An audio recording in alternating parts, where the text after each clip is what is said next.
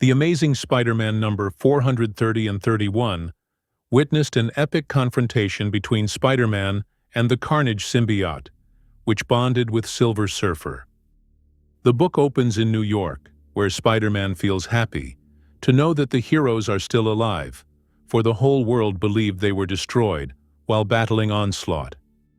Meanwhile, in space, Silver Surfer notices a giant asteroid on a collision course with a space station and destroys it with a single blast, then incinerates the shards that may strike the station and heads to Earth. Cletus Cassidy, also known as Carnage, breaks out of Ravencroft's security facility and goes to the Daily Bugle. Later on, Martha Robertson arrives at the newspaper to visit her husband Joe and meets Cletus in the elevator, and when he knows her husband's identity, Cletus decides to deliver a message. The team outside hears Martha's scream and rush in its direction, where Joe opens the elevator and is horrified to find that his wife is bleeding. Martha says that Cletus stabbed her and used some of her blood with his to write Carnage rules, then escaped. Peter witnessed what happened and immediately changed to Spider-Man. Meanwhile, Cassidy comes across a man parking his car in the handicapped area and notifies him, but the man responds in a rude way and tells Cletus to mind his own business. Cletus doesn't take that nicely and changes to Carnage, then picks up the car and decides to throw it at the man to cripple him so that he becomes handicapped. Carnage throws the car, but Spider-Man arrives and saves the man from getting killed. Spider-Man berates the man for taking a handicapped spot, then attacks Carnage, who knocks him into a car with a punch. Silver Surfer then arrives in New York, remarking that humans are prone to anger and violence. He notices Spider-Man fighting Carnage and immediately interferes to help Spider-Man. Carnage tells Surfer that this is between him and Spidey, but the symbiote suddenly abandons Cassidy and goes into the sewers, leaving him in a near catatonic state. Surfer recognizes the symbiote and says that he ran across symbiotes long time ago in a faraway galaxy. He follows the trail down into the sewers, leaving Spider-Man wondering why his sense didn't react to the symbiote, and asks Cassidy why his symbiote abandoned him.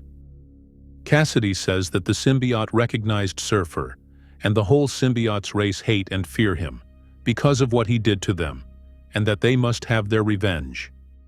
Spider-Man is horrified to see that the symbiote bonded with Surfer, calling itself Carnage Cosmic. The monster intends to spread out its anger and frustration on the entire universe. Spider-Man decides to stop the symbiote before it's too late, but barely dodges its cosmic blast. Surfer tells Spider-Man to stay back and says that the symbiote seeks to inflame his mind with lusts and base emotions. Spider-Man urges Surfer to fight the symbiote, but Surfer says that he will face this battle alone, then flies away, but accidentally shatters a building on his way and drops some debris on the people, but Spider-Man saves the day.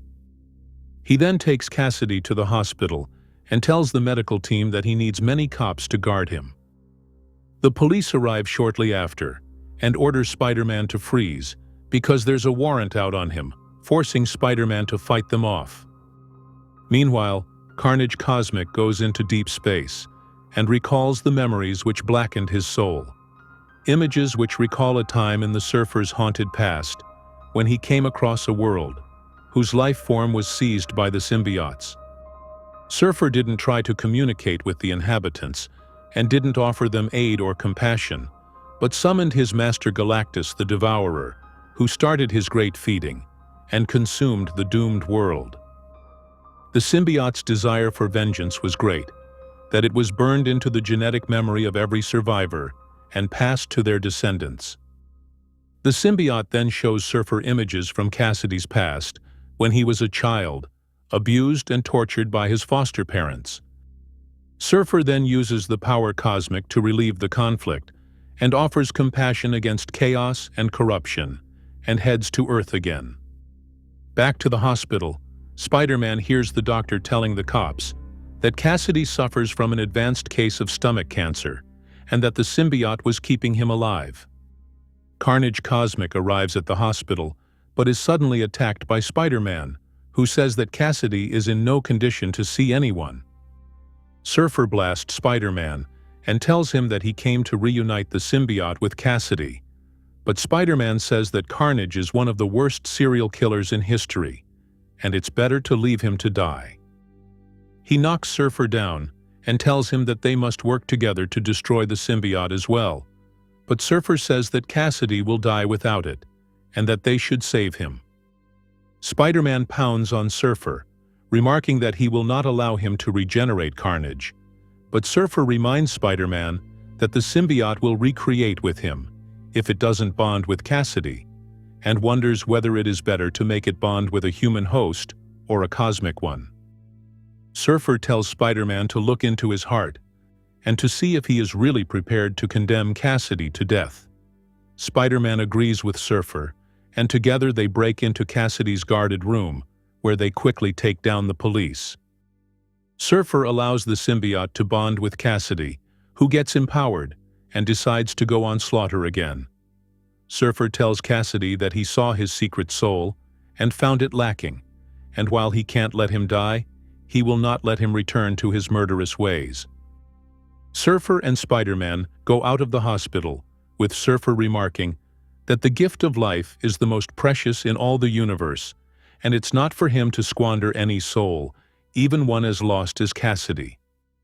Surfer reveals that he used the power cosmic to encase Carnage within an unbreakable shell of ethereal energy, where he shall contemplate past misdeeds and hopefully seek his own form of redemption.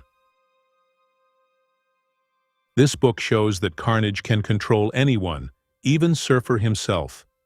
What chances does Superman have against the deadly symbiote?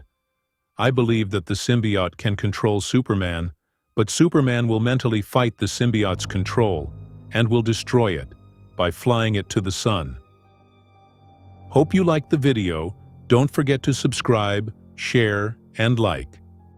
Thanks for watching, and have a nice one.